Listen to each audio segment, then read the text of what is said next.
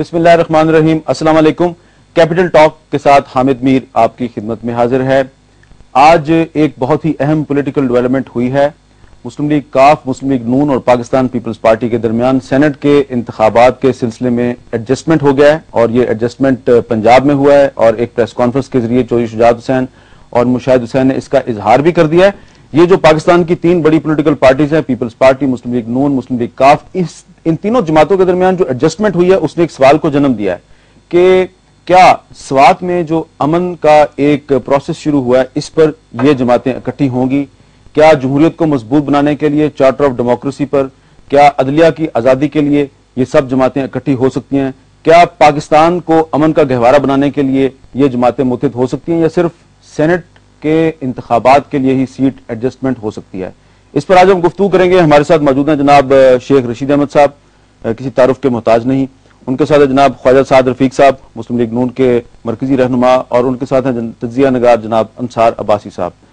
شیخ صاحب، آپ نے کافی دن پہلے یہ دعویٰ کیا تھا کہ یہ تینوں جماعتیں جو ہیں ان میں ایڈجسٹمنٹ ہو جائے گی. اب سوال یہ ہے کہ یہ جو جماعتیں ہیں ملاکنڈ ڈویژن میں جو نظام عدل ریگولیشن ہے، کیا اس پر اکٹھی ہوں گی؟ کیا چارٹر آف ڈیموکریسی پر عمل درآمد کرنے کے لیے اکٹھی ہوں گی؟ کیا عدلیہ کی آزادی کے لیے اکٹھی ہوں گی؟ دیکھیں، گزارش یہ میر صاحب کہ جو سوات میں ہوا ہے یہ بہت پازیٹیو بات ہے، اور میں سمجھتا ہوں کہ صوفی محمد اب عمر کے اس حصے میں ہیں کہ طالبان کو بھی اور دوسری طاقتوں کو بھی ان کو رسپیکٹ دینی چاہیے. انہوں نے زندگی کا بہت بڑا حصہ جو ہے اس مشن پہ لگایا ہے. میں ان کو ذاتی طور پر بھی جانتا ہوں، اور یہ 1994 میں بھی ہوا، اور یہ سارے مسئلے طے ہو گئے، اور 1999 میں بھی یہ ہوا، لیکن ان کے ساتھ دونوں دفعہ ہاتھ ہوا. ڈر یہ ہے کہ پھر نہ ان کے ساتھ ہاتھ ہو.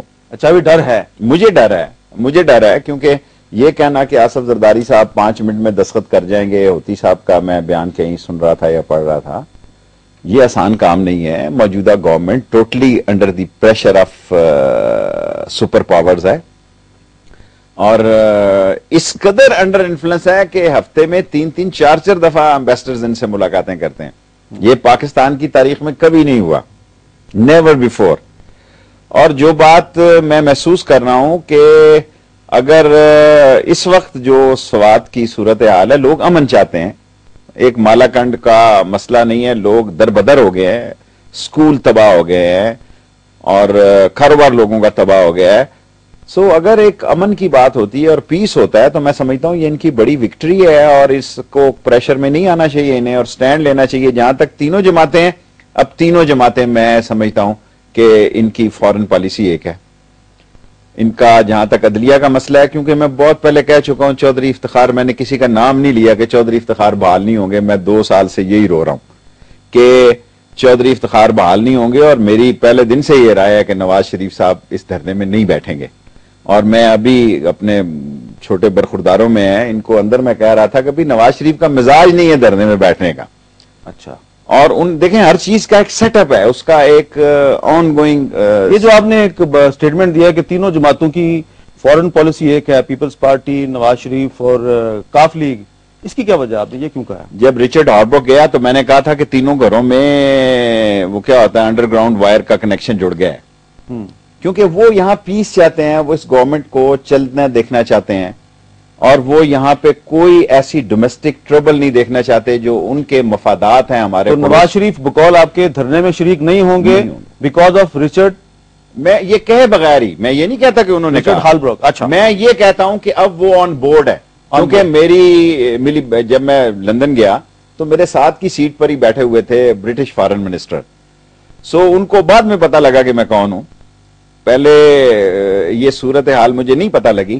تو میں یہ کہہ سکتا ہوں کہ now on certain issue, especially the international issue, especially I'm saying it again, کہ American and Western world کا جو ایجنڈا ہے اس میں نواز شریف صاحب بھی آن بورڈ ہے، اور یہ بری بات نہیں ہے. اچھا، یہ بری بات نہیں خواجہ صاحب، بری بات نہیں ہے کہ اگر نواز شریف صاحب دھرنے میں شریک نہ ہوں، اور اگر نواز شریف صاحب رچرڈ ہالبروک کے کہنے پہ پیپلز پارٹی کے ساتھ کوئی معاملات سیدھے کر لیں، نواز شریف صاحب کے چھوٹے بھائی شہباز شریف صاحب ایم کیو ایم کے گورنر سے جا کے ملاقات کرنے کو بری بات نہیں ہے. بسم اللہ الرحمن الرحیم.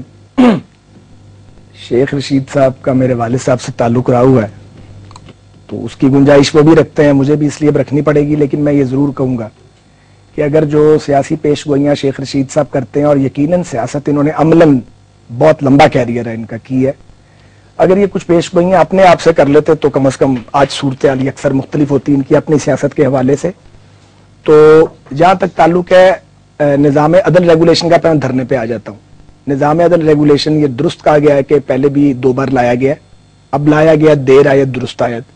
ہم اس کا ویلکم کرتے ہیں, اس کی حمایت کرتے ہیں. ابھی اس کا متن سامنے آنا باقی ہے, لیکن ایک بات ضروری ہے کہ جو کچھ فرحت اللہ بابر صاحب نے اور جو کچھ شہری رحمان صاحبہ نے فوراً جس طرح نیگیٹیولی ریئیکٹ کیا ہے, اور ویسٹ کو راضی کرنے کے لیے انہوں نے پھر ایک بار سوات کے اور اہل پاکستان کے زخموں پہ نمک پاشی کی ہے, یہ کہہ کے کہ یہ نفاذ شریعت نہیں نظام عدل ہے, اس تفریق کی کوئی ضرورت نہیں تھی.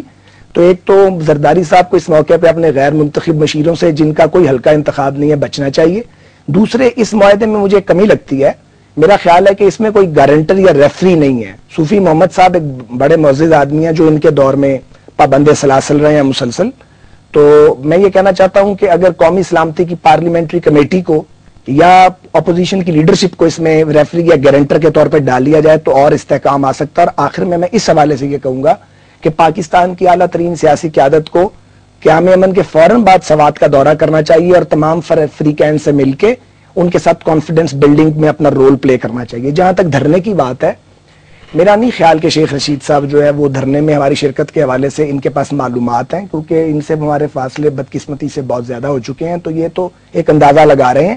ہماری صرف یہ ریزرویشن ہے, اور ہم یہ اپنے وکلا قیادت سے یہ سوال ہم نے کیا ہے, اور اب ملاقات ہوگی تو کریں گے کہ وہ دھرنے کے بعد کیا دیکھتے ہیں, کتنے دن کا دھرنا, کیونکہ لامحدود مدت کا دھرنا ہمارے خیال میں بطور سیاسی جماعت کے ہم سمجھتے ہیں کہ وہ سکسیسفل یا رزلٹ اورینٹڈ نہیں ہو سکتا. تو یہ ایک ریزرویشن ہے, ہم مل کے آپس میں انشاءاللہ سیٹل کریں گے.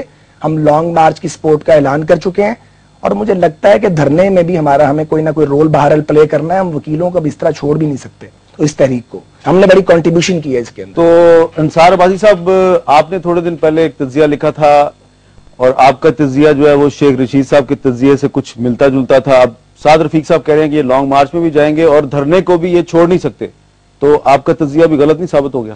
نہیں, میں تو ایکسپیکٹ کر رہا ہوں, اور مجھے خوشی ہوگی کہ ان کو یہی کرنا چاہیے جو انہوں نے کمٹمنٹ کیا ہے پاکستان مسلم لیگ ان نے عوام کے ساتھ.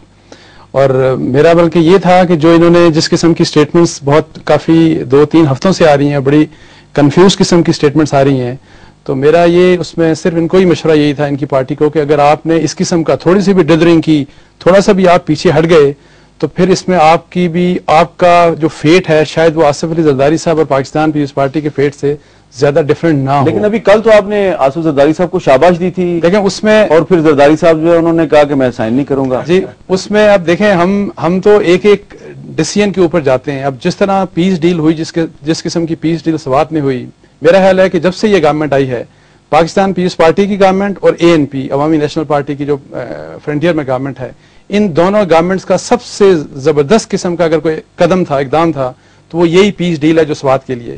اور ہمارے یہاں پہ جو عام چیئر کرٹکس ہیں, جو بہت سے ہمارے اخبار والے جو سو کالڈ اینالسٹ ہیں, جس قسم کی باتیں میں نے انہوں نے ڈفرینٹ ٹیلی ویژن چینلز پہ سنی, مجھے دکھ ہوا ہے کہ آپ یہاں پہ بیٹھ کے اپنی مرضی ان لوگوں پہ تھوپنا چاہ رہے ہیں کہ جن کا روز بچوں کو مارا جا رہا ہے. آپ کو یہ محسوس نہیں ہوا کہ کچھ لوگ جو ہیں وہ شریعت اور اسلام کے لفظ سے الرجک ہیں؟ دیکھیں, الرجک نہیں, میں تو یہ سمجھتا ہوں کہ یہاں جو رنج ہوتا ہے کہ اپنا دین, یہ ہمیں اپنے دین پہ فخر ہونا چاہیے. اور امریکہ کی خاطر, صرف امریکہ کی خاطر, خدا نخواستہ یہ لوگ گالی سمجھتے ہیں کس کو, دین, شریعت اور ساتھ میں جہاد کو. ہم نے تو پتہ نہیں ان چیزوں کو کیا سمجھ رکھا ہے. اور اس لیے جو مجھے بڑا دکھ ہوا, اور کل عمران خان بھی یہاں پہ بیٹھے ہوئے تھے, جو کہ 3 اور زاہد خان صاحب جن کو بہت اپریسیشن ملنی چاہیے تھی, ان کو مکمل ڈیفینسو پہ رکھ دیا گیا. اور عمران خان, میں ایکسپیکٹ یہ کر رہا تھا کہ وہ کھلے طریقے سے اس کو ویلکم کریں گے.